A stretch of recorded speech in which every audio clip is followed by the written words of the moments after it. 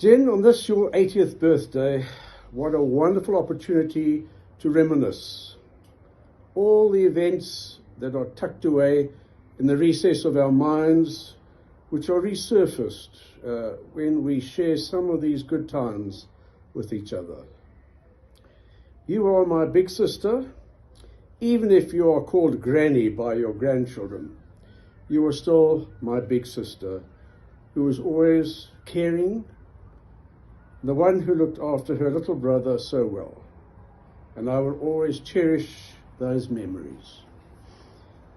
I guess my earliest recollection of my big sister was when I was about 4 and the family was staying at the Polana Hotel on the 4th floor in Lorenzo Marx.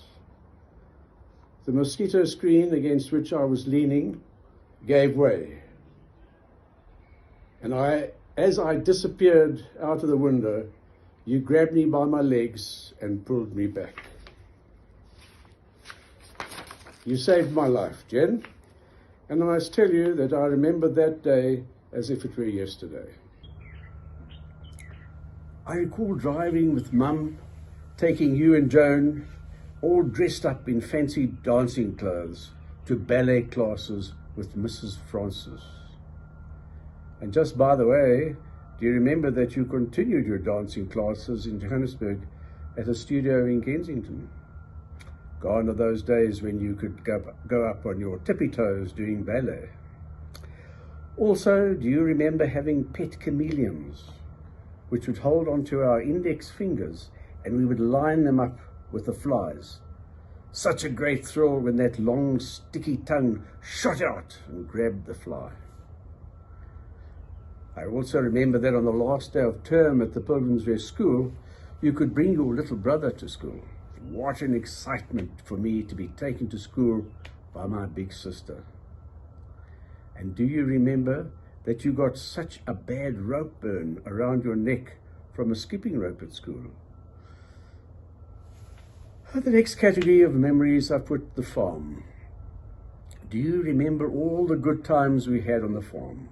School holidays, usually all the kids and friends taken down to the farm by Mum, and sometimes Mrs. Perald came with us. I remember building boats out of boxwood, much to Dad's disapproval.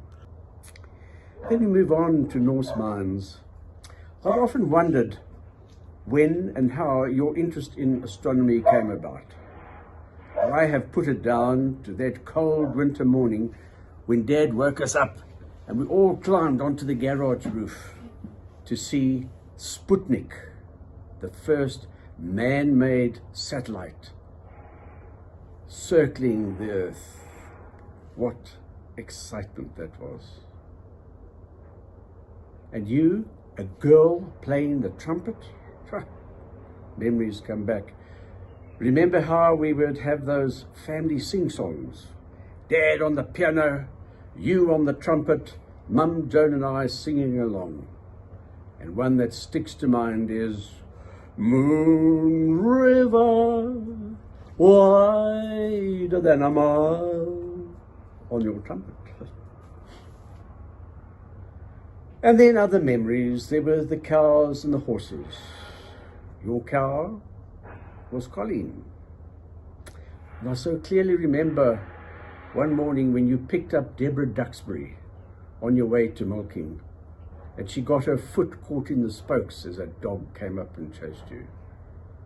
Wow, those memories just keep flowing. Or building operations with Beverly Bradley. I remember you building the new house, or starting the building of the new house. You meticulously leveled each of the big bricks that you laid. And with that skill, you started building the swimming pool. Wow, that was fantastic, all fine, until we went to the game reserve for a couple of days, leaving a builder in charge.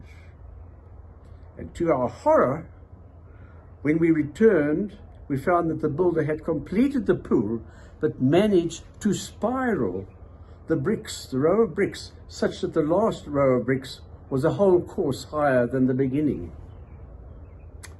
Wow. Then I remember camping. I remember so clearly camping on Arlis's farm, where Dad had sent down a team in advance to build this lovely reed camp close to the Olifants River. Do you recall the four of us going down to the river on the sandbank, and suddenly there was a noise coming from the reeds? We turned tail and started to run back up the sandbank. However, at about 3 years old, I could not manage the sand, so my big sister grabbed me and pulled me up. The next star we will be visiting is Aries, because this is Bumper's star sign, and this is about when they first met.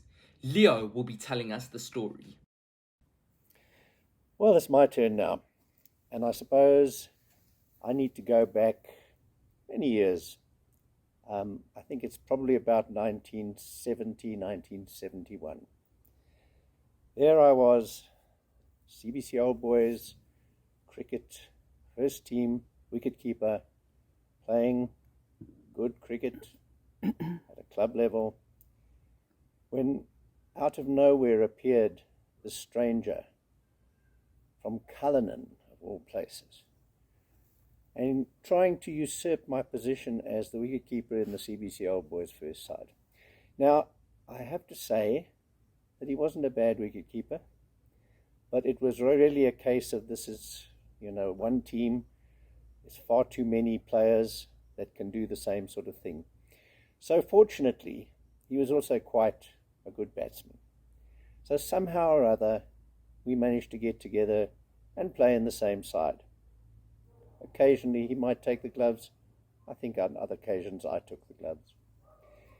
When he arrived, of course, though, there was a big story going around amongst the players at CBC that this new stranger by the name of Hester had an absolute goddess of a wife. Now, this was circulated for some time amongst the players there, and of course we're always very interested to meet these goddesses. So the one Sunday we're playing, hot day, chasing leather, and we come off for tea, and what should we see? But there on the veranda sat the goddess. There was an audible gasp from the team members as they came off. Of course, that could be because they were actually bloody thirsty and really wanted to get to the liquor. But anyway, there was this audible gasp, and I'll say it was due to the goddess. And there, to my amazement, next to that goddess sat a second goddess, cleverly disguised behind dark glasses. Well, the dark glasses were taken off, and the second goddess said to me, "Hello." That was me done. Suddenly I recognized that this was the goddess that I had seen in the same packed chorus that I was singing in on the opera stage. And I guess after that, well, these things just happen. Those were the days, my friend, we thought they'd never end. Those were the days, oh yes, those were the days. And now it's time to wish our very special goddess many, many birthdays, while she gazes up into the universe from her earthly home, and before she elects to join the other deities in their heavenly realm. Happy birthday, Genna. We now head to the star Astrantia, which represents love, and we'll look at Granny and Bumper's wedding.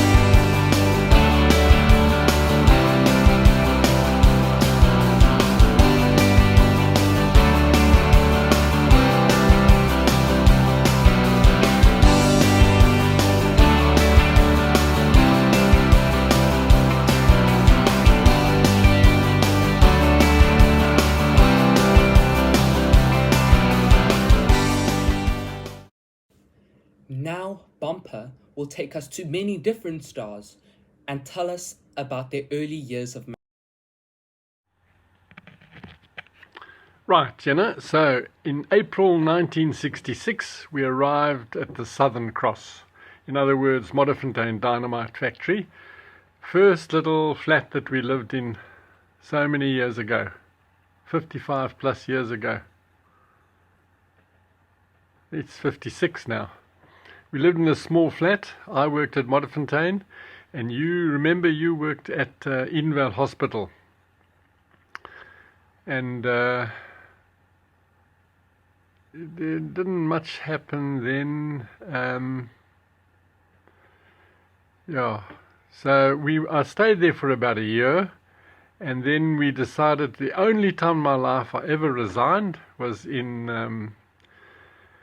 at the end of April 1967, and we moved to Booties, where we lived amongst the Western Transvaal farmers in Orkney. They didn't have a house for us, so you might remember I stayed in the single quarters for 2 months. You went back and lived with your folks until they found a very nice house for us in Flamida in Klerksdorp, and we lived there during the winter of 67. Very nice. I won't spend too much time on that. Looking after the swimming pool. It was the general manager's secretary house. Then I made a big mistake. I invited my boss and his wife for dinner one Friday night. They came to visit us, and he was a big churchgoer. And I remember as they opened the front gate was near to where we were inside the house, and I heard her say, "John, did you know they were living here?" And John said no.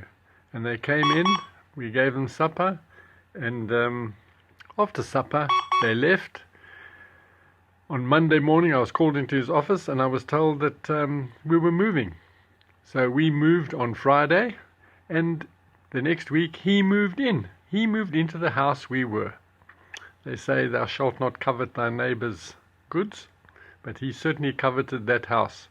And so then we moved to the Orkney golf course, which wasn't a bad place to live, and we lived there happily for 6 months, living opposite the golf course. By then we acquired a dog and a cat. The dog was Bracken and the cat was Tabor. So after about a year working and living in Orkney, I was transferred to Swaziland. Remember that? We went to Lyra the Harp, because life was so good there in Swaziland. What were some of the highlights there? Do you remember the one day soon after we arrived in Swaziland from South Africa, where we lived under apartheid, and you needed some baking powder, and you went to the neighbor and you knocked on the door, and the maid answered, and you said, "Could I speak to the madam?" And she said, "I am the madam." That must have been embarrassing. And you asked her if you could borrow some baking powder. So, what else do you remember from the highlights from our stay in Swaziland? It was a lovely life. It was a colonial lifestyle. We played a lot of cricket, hockey. I think you played in the Swaziland Tennis Championships, if I remember correctly. The other thing is, you remember we went for a picnic once with the Mobsbys, and Bracken, our dog, got so excited when he saw the river.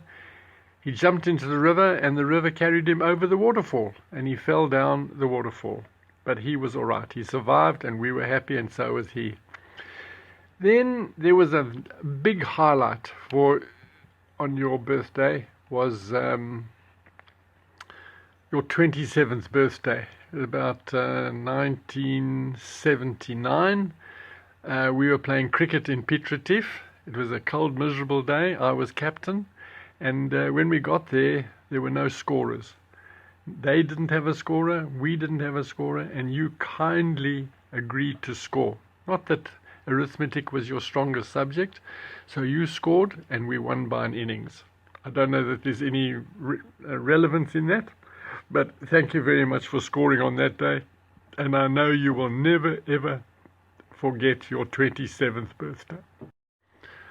Right, our spaceship is now, after 2 years in Swaziland, in Lyra the Harp, or Swaziland, is moving to Premier Mine, and we're going to visit our first black hole.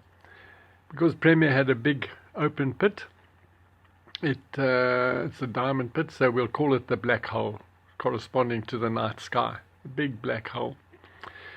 Premier, we were very happy. We lived in 3 different houses, you'll remember. The big thing there at Premier was Lauren was born, and so when Lauren was born, and then shortly after when we moved to Joburg, we'll come to that later, Andrew was born, but they were both born under the star Taurus. So we'll leave the black hole and go to Taurus for Lauren's birth and Andrew's birth. Let's talk about Lauren. Most of the people there were much older than we were, so we were the only people with a little baby in the village. Everybody else had grown-up children. So Lauren got a huge welcome and was very, very popular. Poor Andrew, when he was born a couple of years later, his father wasn't even there. I'm sorry, boy, I wasn't there. I was already in Arrangement, but we're jumping the gun now. What were the highlights in Premier? I remember you were keen on sewing in those days, and you put the sewing needle of the sewing machine right through your finger, and we had to rush you to the hospital. Then there was the time when Lauren swallowed a drawing pin.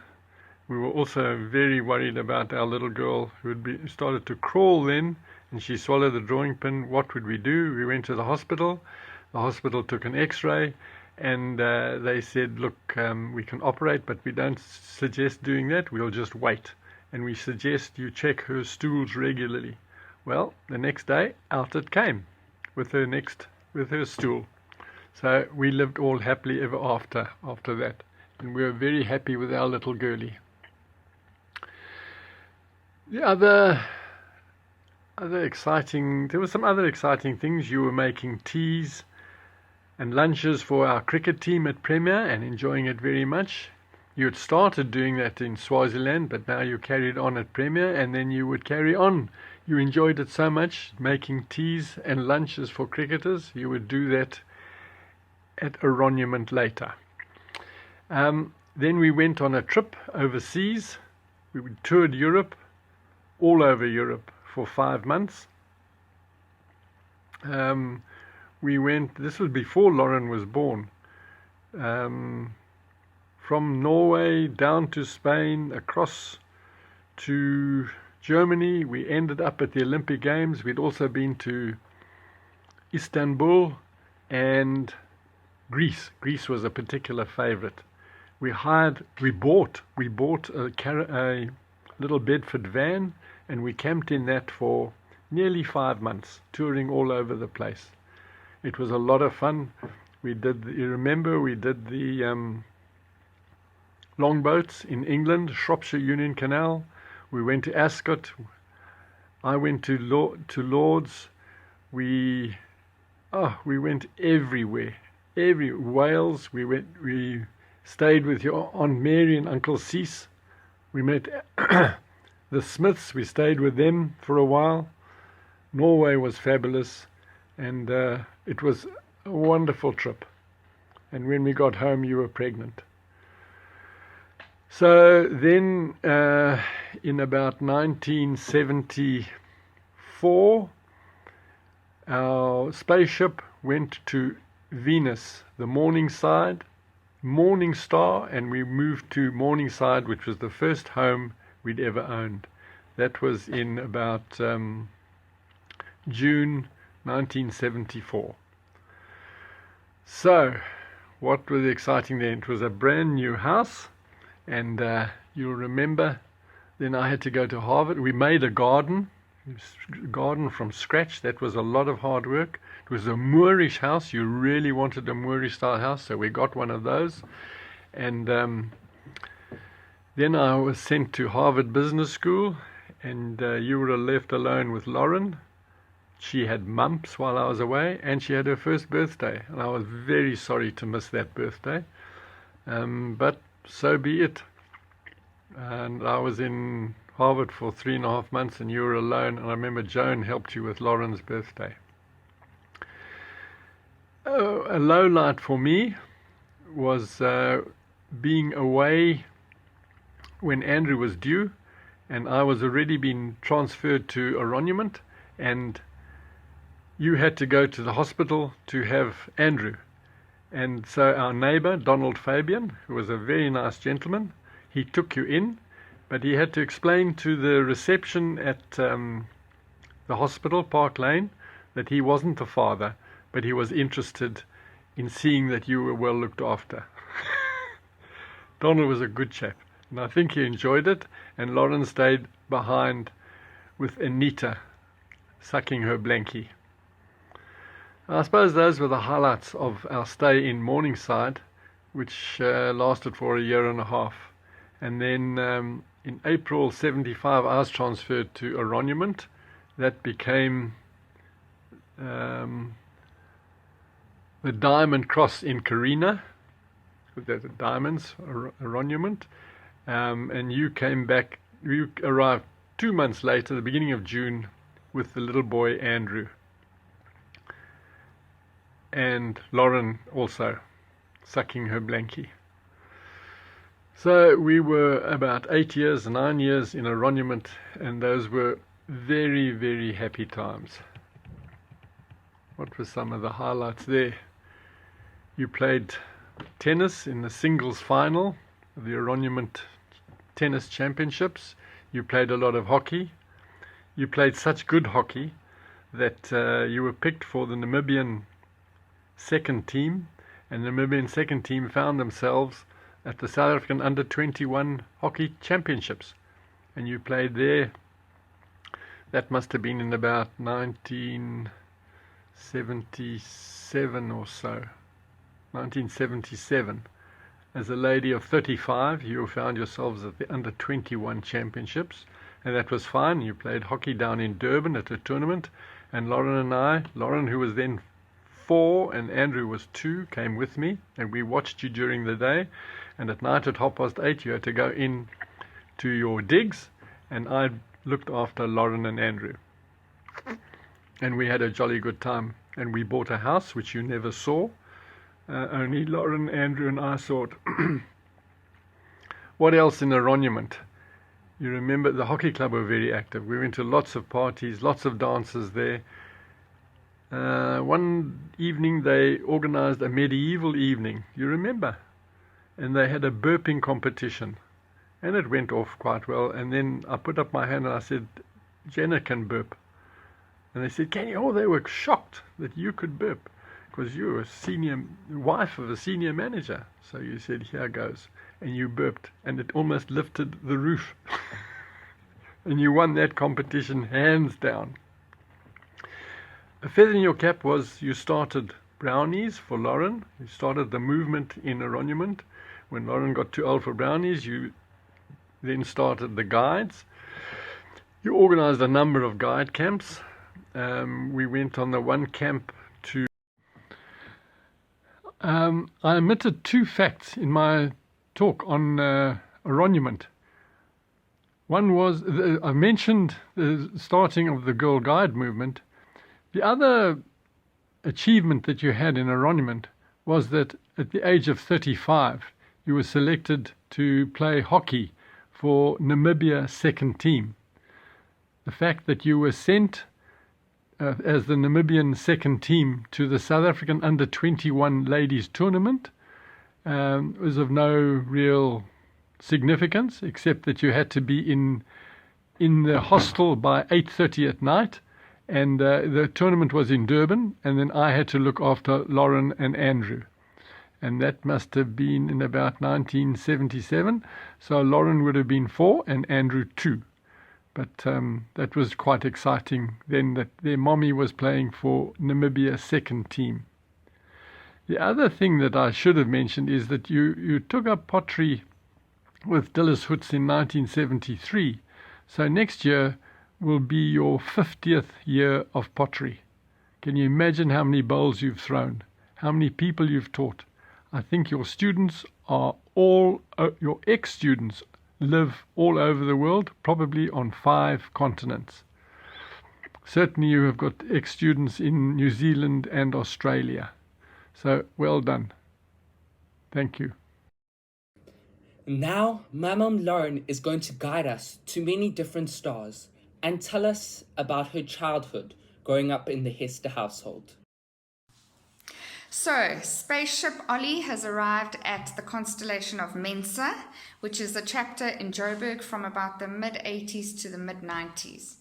And Mom, I remember when we lived in Aranyamunt and you heard that we were moving to Johannesburg, you were really very sad. You didn't want to leave this perfect paradise and this amazing chapter of Aranyamunt. But you took a deep breath, put your shoulders back, and you got stuck into everything that Johannesburg had to offer. You got stuck into your pottery, Girl Guides, you played a bit of hockey, you used to walk us to school every day, you did the school tuck shops, school lift clubs, and all the busyness that life has to offer with school children. The big star in this constellation was our home in Mount Street. It was a very old, rundown house, but in true Geraldine style, you just got stuck in and you made it a magnificent home. You worked so hard on that house, Mom. You decorated it with your real tasteful, arty flair. The kitchen got renovated and rebuilt and redesigned. You imported an agar stove from England. And I actually think you personally tiled those bathrooms. I just remember you working away at the grouting of those bathrooms. You and Dad wallpapered all the rooms in the house.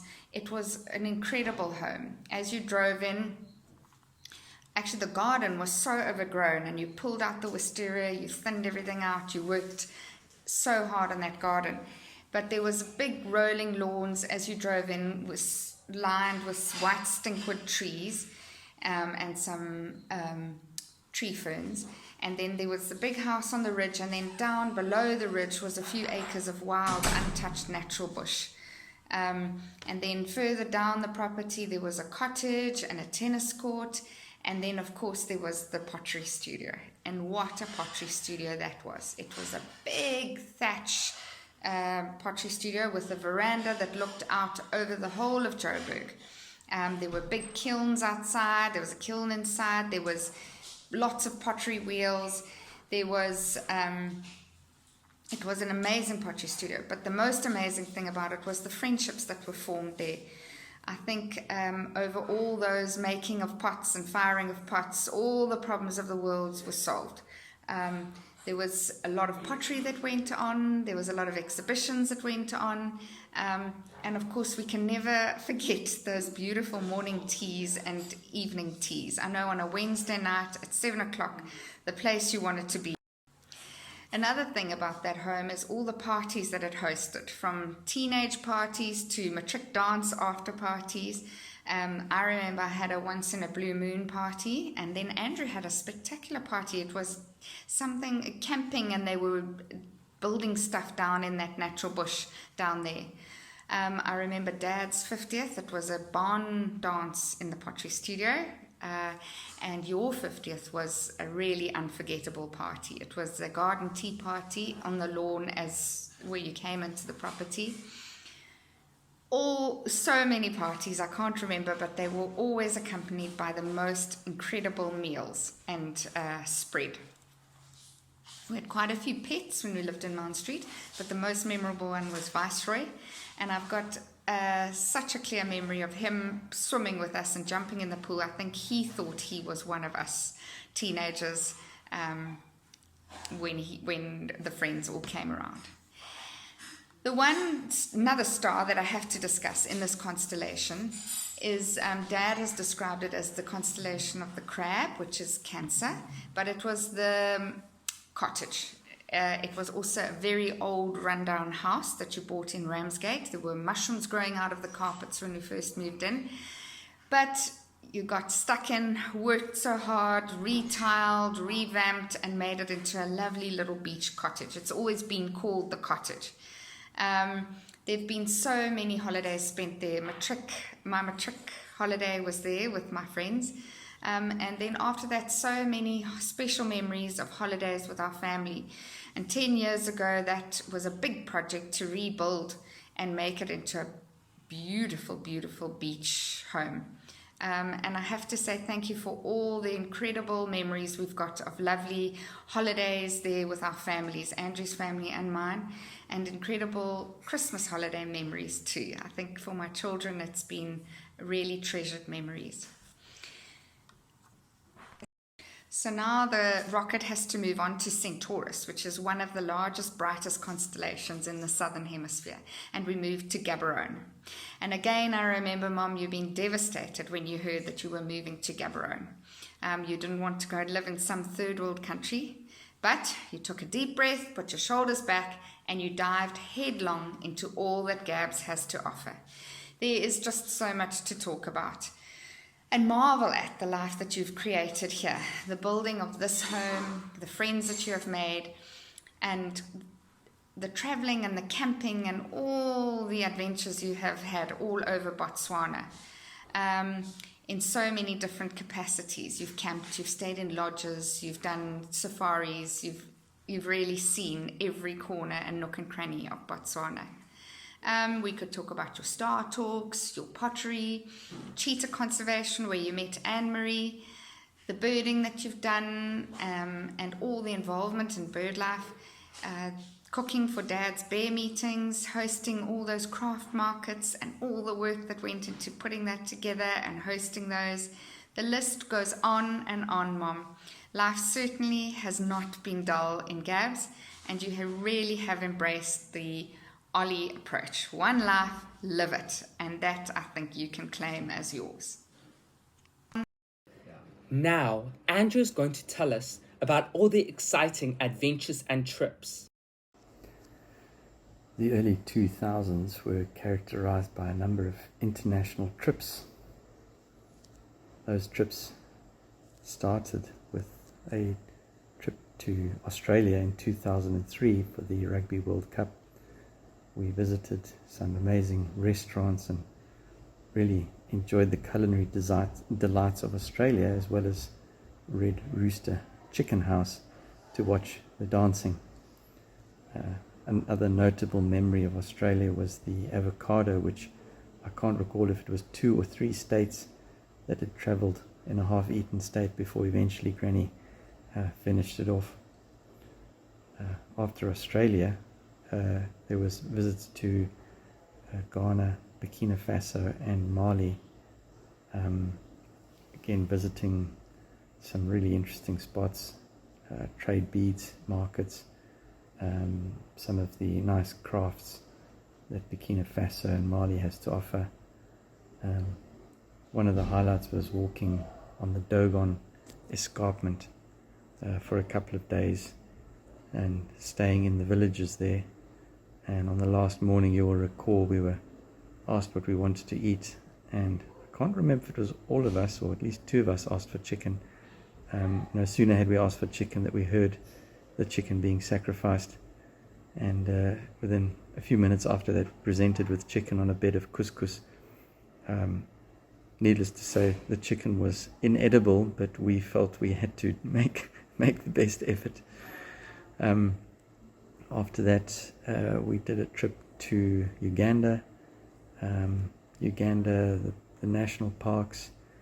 The tsetse flies that bothered us, and who will forget the pushing ourselves in the boat across the southern shores of Lake Albert after successfully seeing the Shubel, but somehow getting stuck, and the never to be beaten cinnamon shortbread that we were woken up with at the lodge there. It still is the standard by which we hold all breakfasts. After that, there was a trip to Morocco, and the amazing arts, the desert, the scenery, the Atlas Mountains.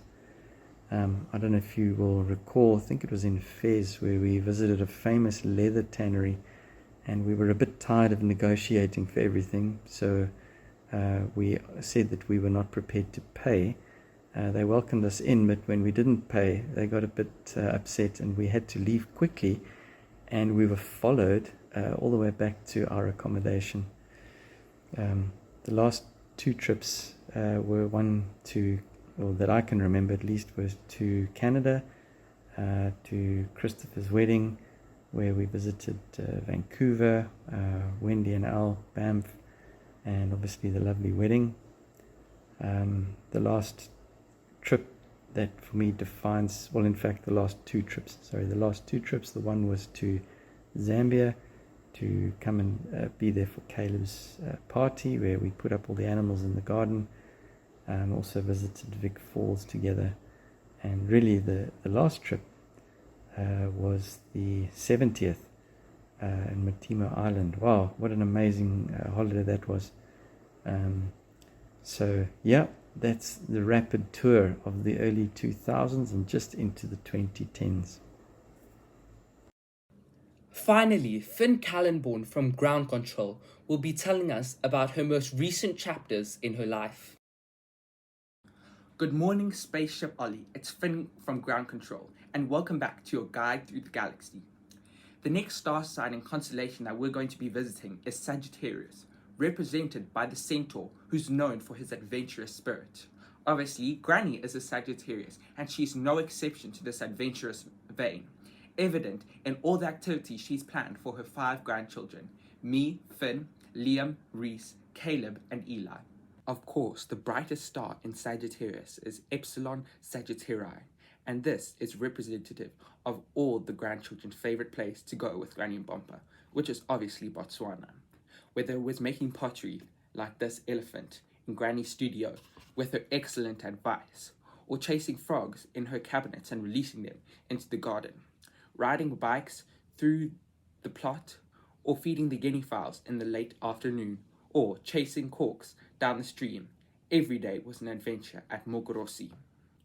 Of course, we can't forget Sigma Sagittarii, the second brightest star in the Sagittarius constellation, and obviously representative of Granny and Bumpa's home away from home, Ramsgate, where so many memories of going to the beach, eating magnums, and finding Granny in cupboards while playing hide and seek are found. Now, if you take a closer look at the Sagittarius constellation, you'll notice that the centaur carries a bow and arrow, and this is obviously representative of all the trips Granny and Bompa has taken us on. Some of these include trips to Botswana game reserves, which are packed with adventure, and of course, for Granny's 70th birthday to Matimo Island. But we can't forget that a Granny and Bompa trip is never complete without one of Granny's amazing trails, with hidden clues, and normally if Bompa's involved, a consumable treasure at the end. So, from all the Hester grandchildren, we'd like to wish Granny a happy birthday and thank her for all the adventurous memories she's given us. Safe travels! So finally, after traveling many light years, the rocket ship Ollie is finally returning to Earth. So, on behalf of all of your friends and family, Granny, I'd like to say happy 80th.